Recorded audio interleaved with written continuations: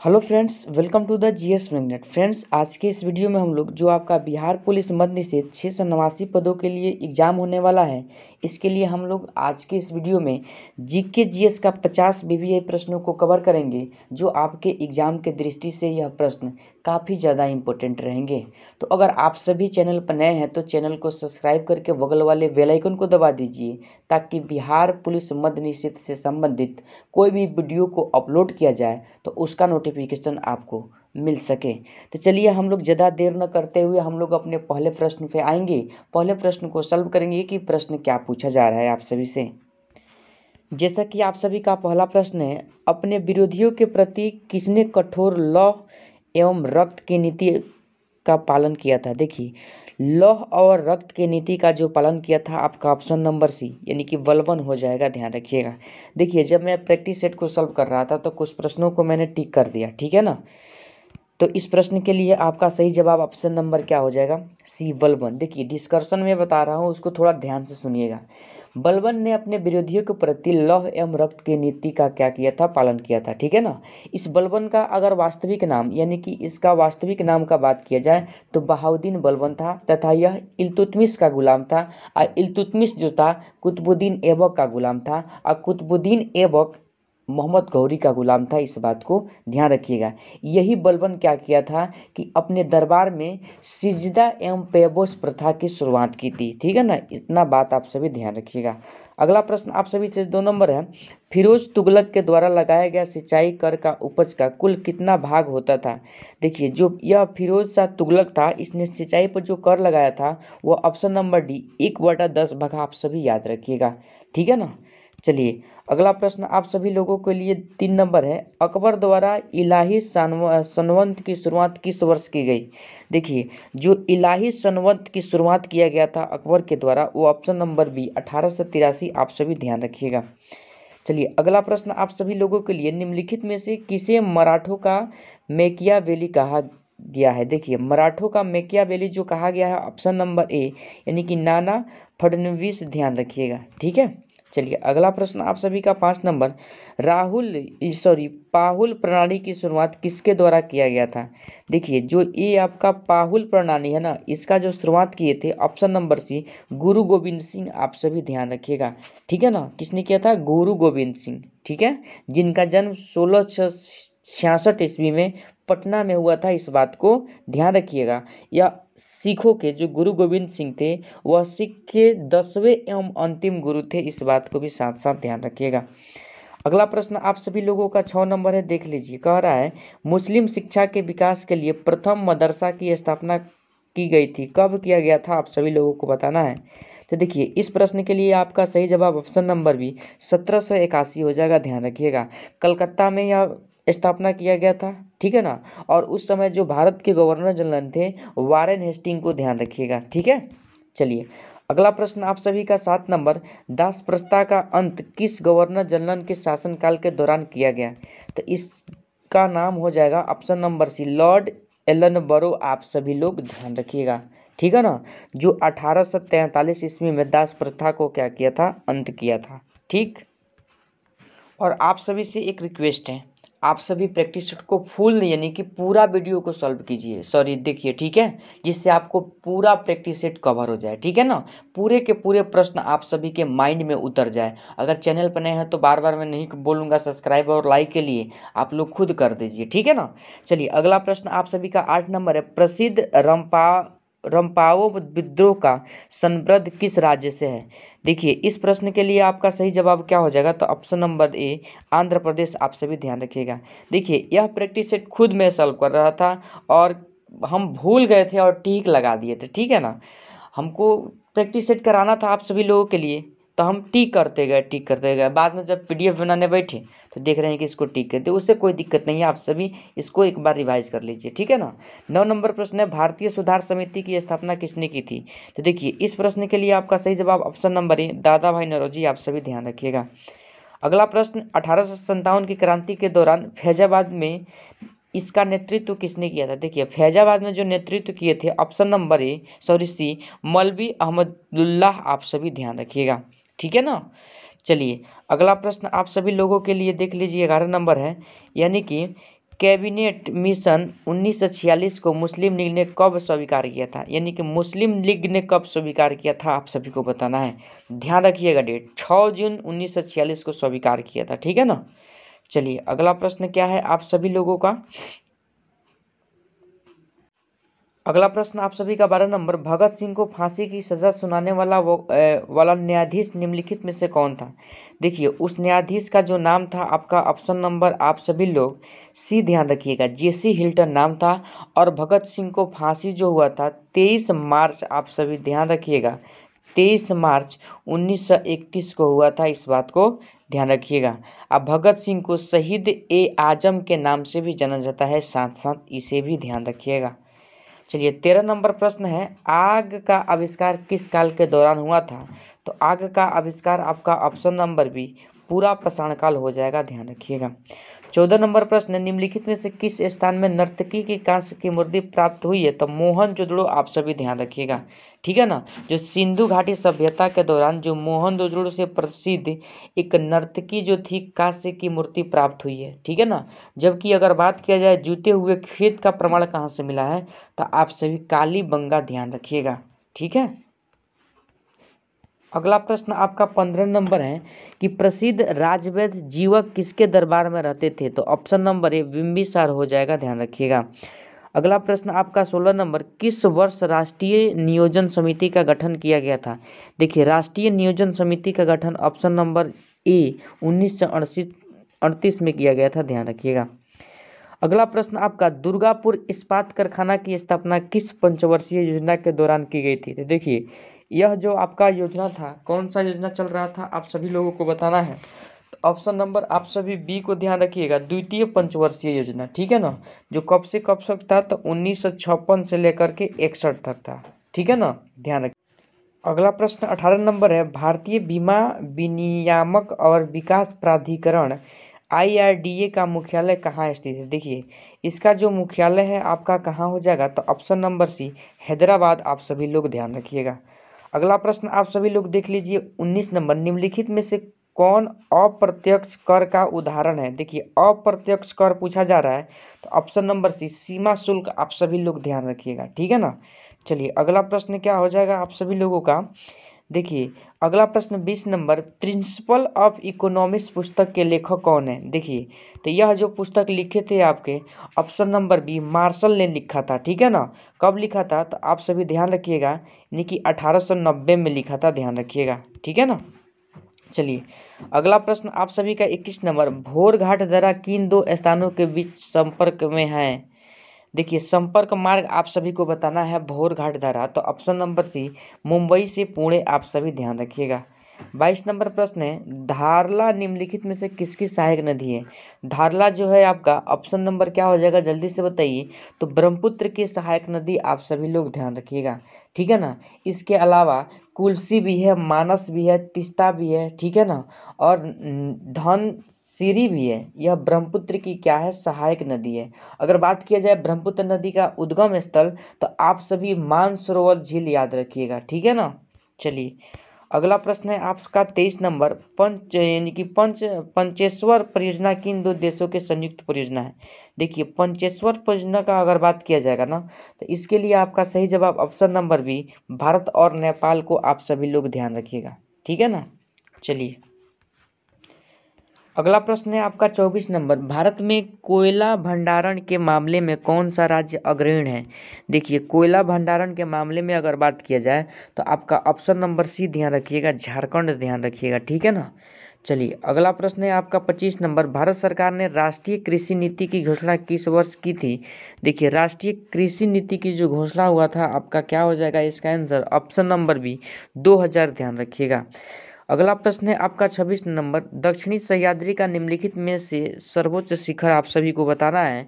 तो दक्षिणी सह्याद्री का जो सर्वोच्च शिखर हो जाएगा वो आपका ऑप्शन नंबर ए केंद्रमुख हो जाएगा, ध्यान रखिएगा।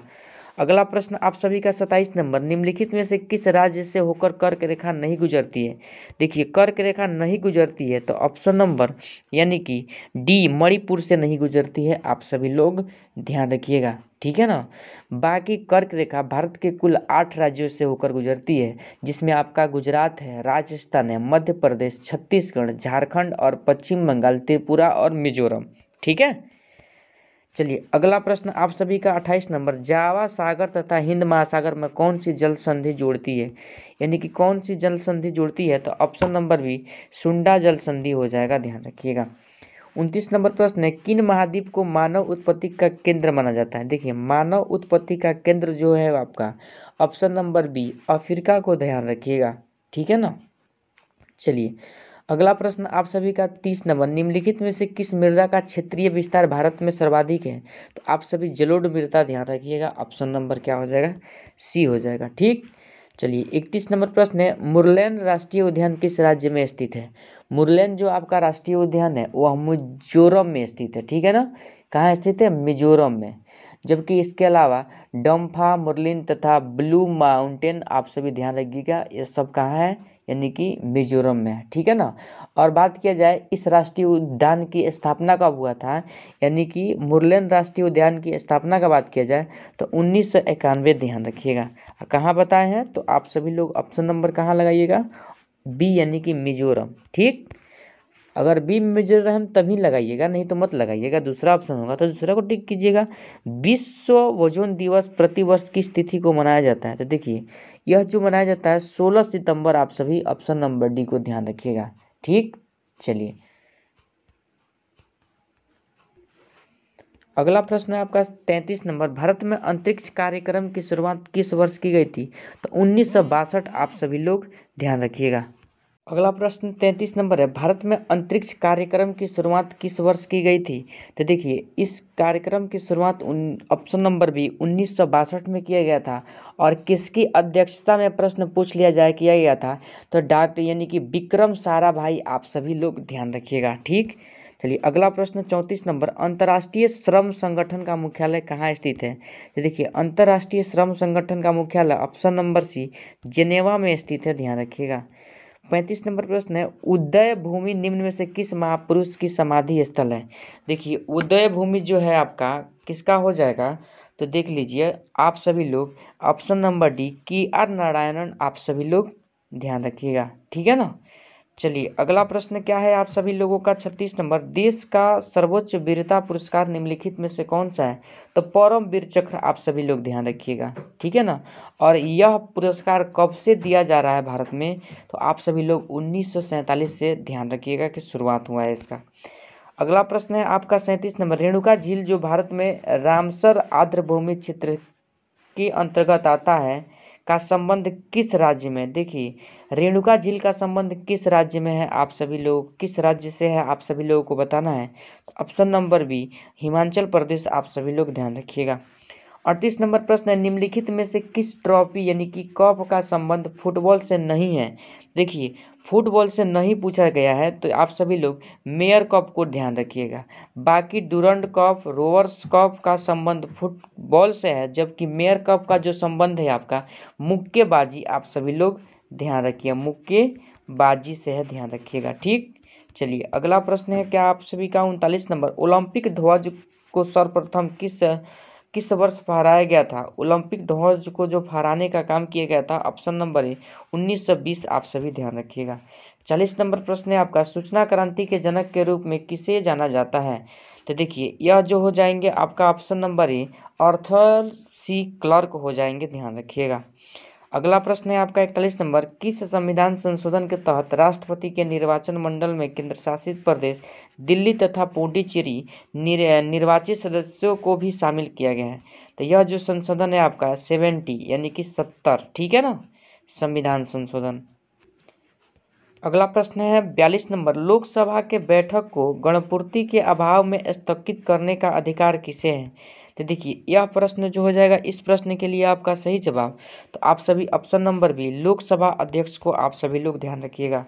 अगला प्रश्न आपका 43 नंबर, किस अनुच्छेद के तहत न्यायाधीशों द्वारा संसद की कार्यवाही को यानी कि कार्यवाहियों की जांच पूर्णतः निषेध है।